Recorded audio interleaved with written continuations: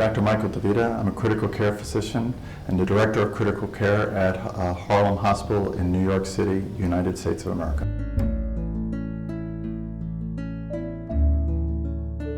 So when we first started, and when I say we, I'm talking about investigators and clinicians around the world, we were very keen on the team, the response to patients in trouble, and we placed a lot of emphasis there. And it's only in the past few years that we've come to learn that the weakest link is not who responds. The weakest link is the ability to get the alarm out to the people who need to respond. We need to figure out how we can best identify patients who are deteriorating, to reliably find them without too much noise in over-identifying patients, and then trigger the system that we know pretty much works well no matter how you respond. As long as you get the response started, things will go better than if you don't get the response started at all.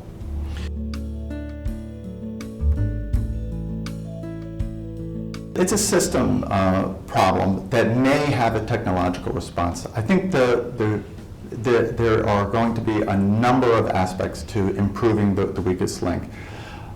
First off, the people in the hospital have to recognize that vital signs that are abnormal are important and create a risk for death for patients. This is not well known. In fact, if you study around the world, the percentage of patients who don't have a complete set of vital signs reliably during their entire 3-day hospital stay is about 90%. Almost 90% of patients don't even have the vital signs taken reliably. And so that comes, we think, as a result of people not understanding their importance. So the first step is education. The second step is to be obtaining the vital signs. So people know it's important, and then we start obtaining the vital signs. And it may matter whether you do it continuously using machines, or whether you're doing it intermittently using personnel. We don't know that yet.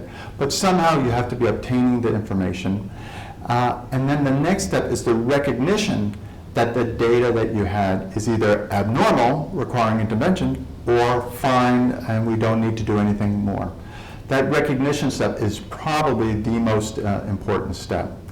Once you've recognized that it's important, you need to call for help and then have the response. There's a number of steps that hospitals can do right away. The first thing is we need to redo the educational process so that the people obtaining the vital signs understanding why they're important. This is education.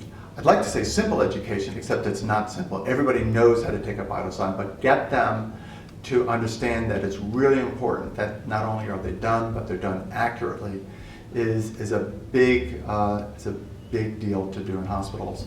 It's doable. It doesn't require a lot of technology, but it does require time and effort. The actual monitoring, I think, is something that hasn't been sorted yet. I think my personal opinion is that there is a technological aspect to this that's very important. I personally believe that continuous monitoring has a greater capacity to identify patients who have become critically ill than intermittent monitoring does. Intermittent monitoring relies on obtaining a set of vital signs now and predicting whether the patient is going to get into trouble by the time I take the next set of vital signs. I think we can do that pretty well, but I don't know that we can do it perfectly. And if we want to stop every unnecessary death in hospital, we would need to be perfect. I don't see perfect happening with intermittent, at least until we can predict the future. And so I think that we are going to need to have continuous monitoring, a technological solution that's not inexpensive, and it's also not perfect yet because there's a lot of abnormalities that register on the equipment that is not in reality occurring in the patient. There is a cost, and there is a culture that exists in hospitals. So if you want to add monitoring, it costs money.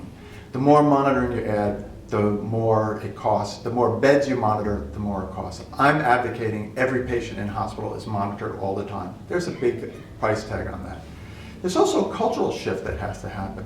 The majority of nurses and physicians working in hospital are taking care of patients who have not been monitored ever during their entire career. And now we're introducing a technology that most of these people have chosen not to participate in. That's why they're not ICU nurses. That's why they're not emergency room nurses. So there's a big cultural shift that has to happen. And so if you look at all the stakeholders, there's a lot to make us want to introduce this technology, but there's also a lot pushing back against it.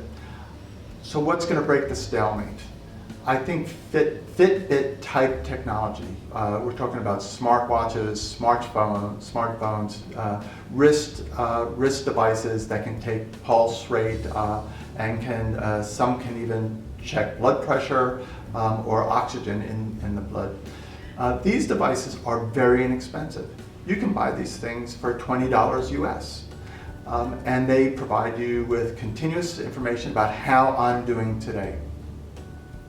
This technology is already being brought to bear inside hospitals where patients have refused to take off their device because they feel safer with the device on than they do with just the nurses coming in intermittently. And there's been reports in the literature regarding major changes in the care patients receive based on downloading information from their Fitbit. So right now we're at a tipping point with this type of technology. 5 years ago, maybe 1 person in 100 was wearing continuously monitoring. Now, I think that in first world countries, we're talking about 15 to 20% of people are wearing these devices, and it's going to increase geometrically. And I would be surprised if it wasn't 50% within a couple of years. Now imagine that you're a person and you're wearing this technology all the time when you're not sick, and then you go into a hospital when you are sick, and they don't provide the same type of continuous monitoring support. I think it's going to really cause a lot of unease in patients. And the first time somebody has a cardiac arrest when they're not monitored and their Fitbit shows that they were deteriorating, there's going to be a huge lawsuit, and it's going to completely change the way we approach this.